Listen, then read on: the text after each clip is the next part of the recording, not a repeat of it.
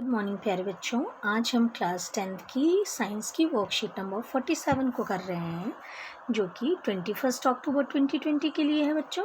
और जिस टॉपिक को हम पढ़ रहे हैं वो है तत्वों का आवर्त सारणी, और जिस चैप्टर को हम करते हुए आ रहे हैं वो है हमारा चैप्टर 5 तत्वों का आवर्त वर्गीकरण। आज हम देखेंगे बच्चों कि जो हमारी आधुनिक आवर्त सारणी है उसमें तत्वों की क्या स्थिति है। तो हम देखेंगे जो हमारी आधुनिक आवर्त सारणी है उसमें क्या है, 18 ऊर्ध्व स्तंभ हैं जिन्हें हम ग्रुप या समूह कहते हैं, और 7 क्षैतिज पंक्तियां हैं जिन्हें हम आवर्त कहते हैं या पीरियड कहते हैं। ये हमने पिछली वर्कशीट में भी जाना था कि इस तरीके से हमारा क्या बना हुआ है, ये हमारी आधुनिक आवर्त सारणी बनी हुई है इस तरीके से। और इसमें जो हमारे हैं इस तरीके से हमारे क्या हैं, ग्रुप्स बने हुए हैं। और ये ग्रुप्स जो हैं वो कितने हैं, 18 हैं ये ग्रुप्स।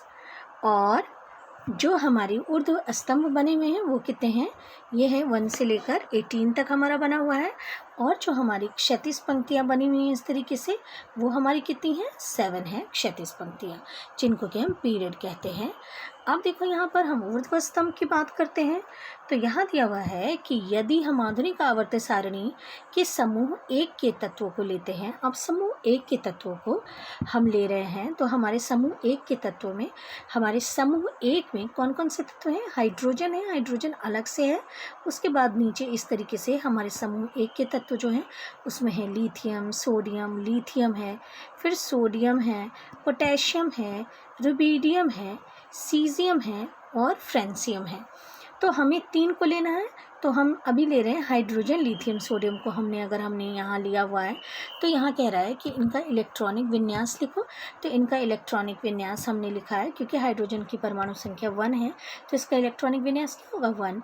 लिथियम की परमाणु संख्या 3 है तो इसका इलेक्ट्रॉनिक विन्यास होगा 2, 1। और सोडियम की परमाणु संख्या क्योंकि 11 है तो इसका इलेक्ट्रॉनिक विन्यास होगा 2, 8, 1। अब यहाँ प्रश्न पूछा जा रहा है कि इन तत्वों के इलेक्ट्रॉनिक विन्यास में क्या समानता है। तो हम देखेंगे कि इन तत्वों के संयोजकता इलेक्ट्रॉनों की संख्या क्या है, समान है।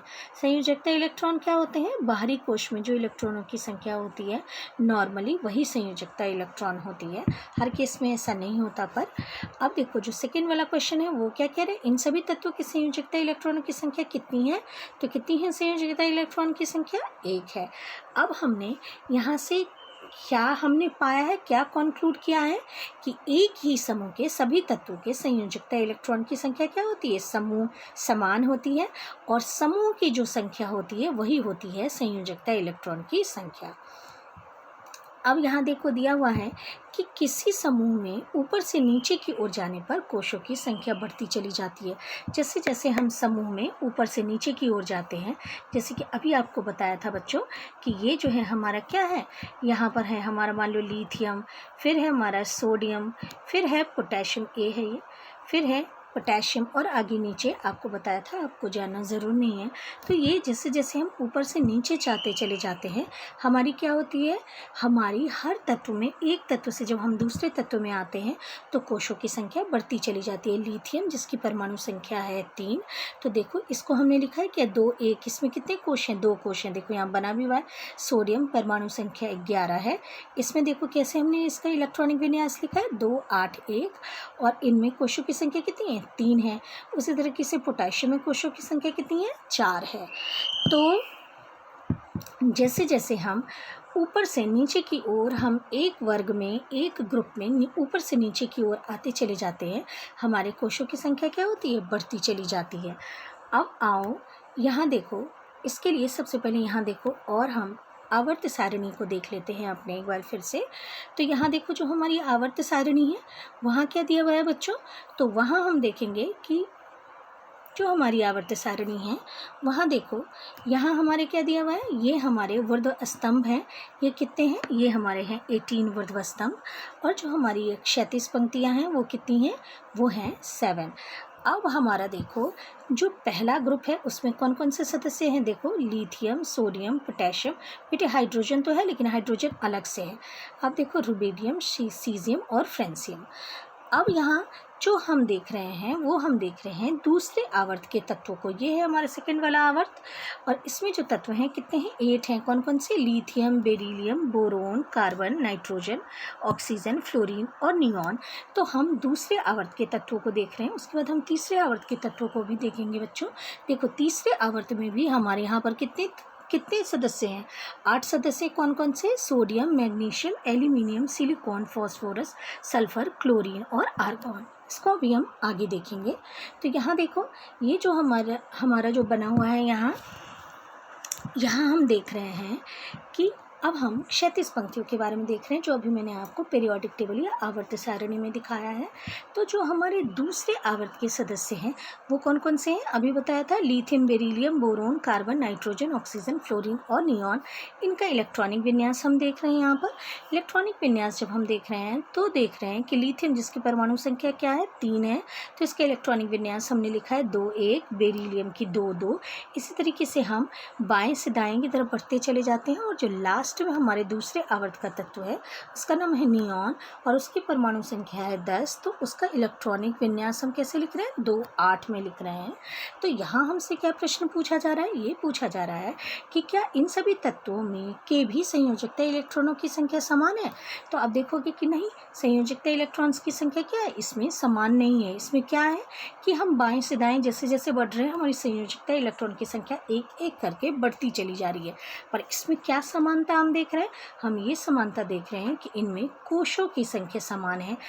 देखो जो प्रत्येक सदस्य है, हर सदस्यों में कोशों की संख्या कितनी है, 2 है।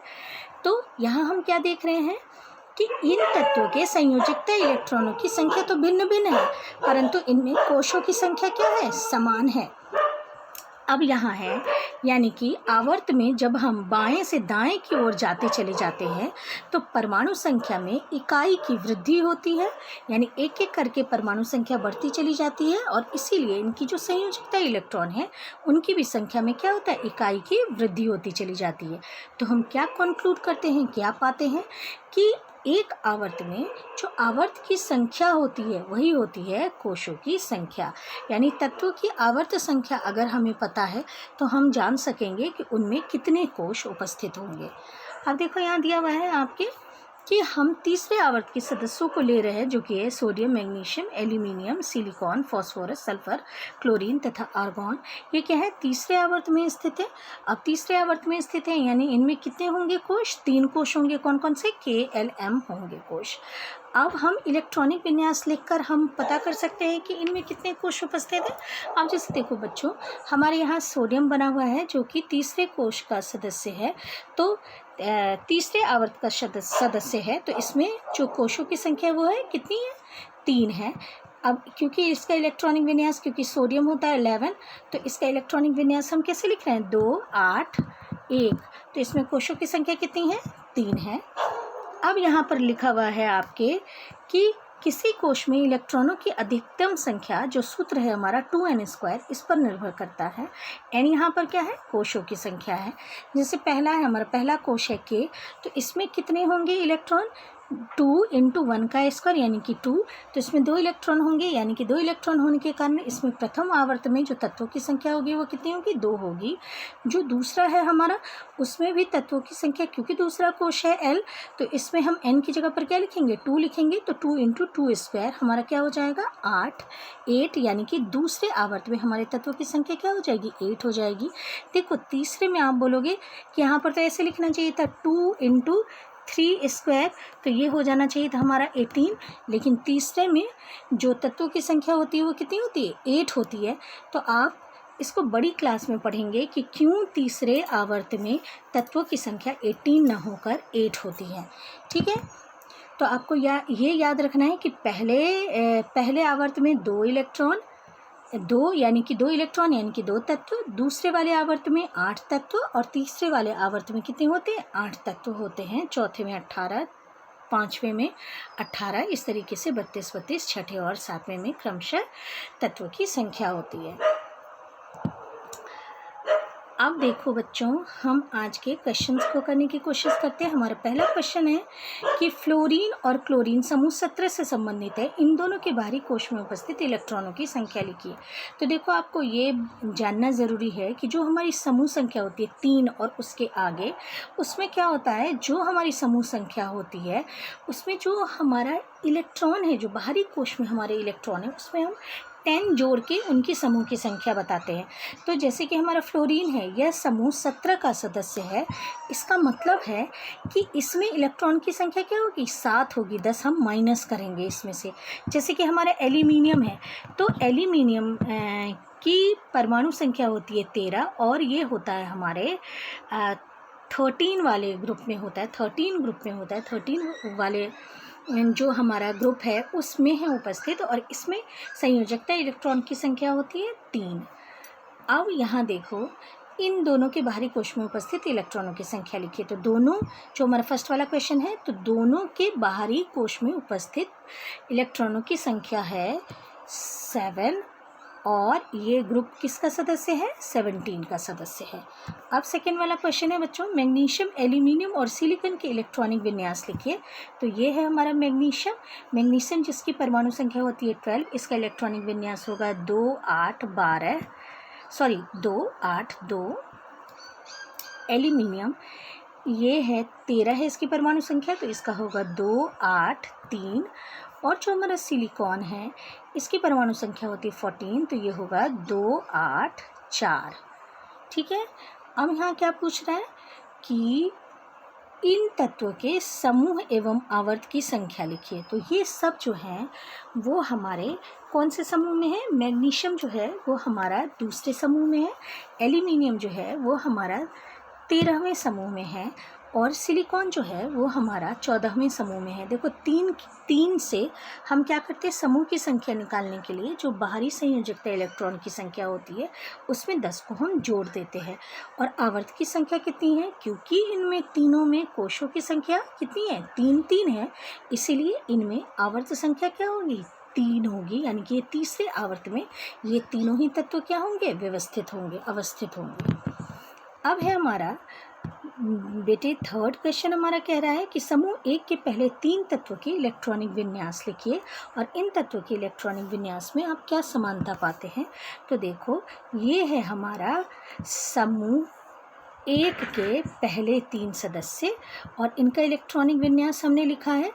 तो लिथियम, सोडियम, पोटेशियम तीनों के हमने इलेक्ट्रॉनिक विन्यास लिखे हैं, और हमने ये पाया है कि इसके जो संयोजकता इलेक्ट्रॉन की संख्या है वो तीनों की क्या है, समान है, और उसका वैल्यू क्या है, उसका मान क्या है, 1 है। यानी कि संयोजकता इलेक्ट्रॉन क्या है, तीनों में, समूह 1 के तीनों सदस्यों में संयोजकता इलेक्ट्रॉन की संख्या क्या है, 1 है। अब है हमारा फोर्थ क्वेश्चन, कह रहा है कि पहले, दूसरे, तीसरे और चौथे आवर्त में कितने तत्व उपस्थित हैं। तो अभी आपको बताया था कि पहले में 2 तत्व उपस्थित हैं, दूसरे आवर्त में 8 तत्व उपस्थित हैं, तीसरे आवर्त में भी 8 सदस्य उपस्थित हैं, और चौथे आवर्त में कितने सदस्य उपस्थित हैं, 18 सदस्य उपस्थित हैं।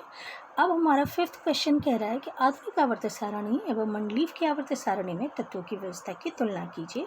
तो मंडलीफ की आवर्त सारणी में तत्व जो हैं, उस समय के जो 63 ज्ञात तत्व थे उनको उन्होंने 8 ग्रुप में रखा था, और जो ऊर्ध्व पंक्तियां थी उनको उन्होंने ग्रुप कहा था, वो 8 ग्रुप थे, और क्षैतिज पंक्तियों को उन्होंने पीरियड कहा था, जो कि 7 थे। और उन्होंने तत्वों को परमाणु द्रव्यमान के बढ़ते क्रम में व्यवस्थित किया था अपनी आवर्त सारणी में। लेकिन आधुनिक आवर्त सारणी में तत्व परमाणु संख्या के आरोही क्रम में, यानी कि परमाणु संख्या के बढ़ते क्रम में व्यवस्थित होते हैं, और इनमें जो ऊर्ध्व स्तंभ हैं उनकी संख्या है 18, और जो क्षैतिज पंक्तियां हैं जिनको कि पीरियड कहते हैं या आवर्त कहते हैं, उनकी संख्या क्या है, 7 है। तो इस तरीके से बच्चों आपकी वर्कशीट खत्म होती है। लेकिन एक और बात है, जो संदेश है, जो आपको हमेशा जानना है, क्योंकि अभी कोविड-19 का दौर चल रहा है, इसीलिए हमेशा ही हमें क्या करना है, शारीरिक दूरी का पालन करना है। 2 गज या 6 फीट की दूरी आपस में बनाए रखनी है। ठीक है। तो इस संदेश को आपको अपने तक ही नहीं, अपने सबको बताना है ताकि सब इसका पालन कर सकें। इस तरीके से बच्चों आपकी आज की वर्कशीट खत्म होती है। थैंक यू बच्चों।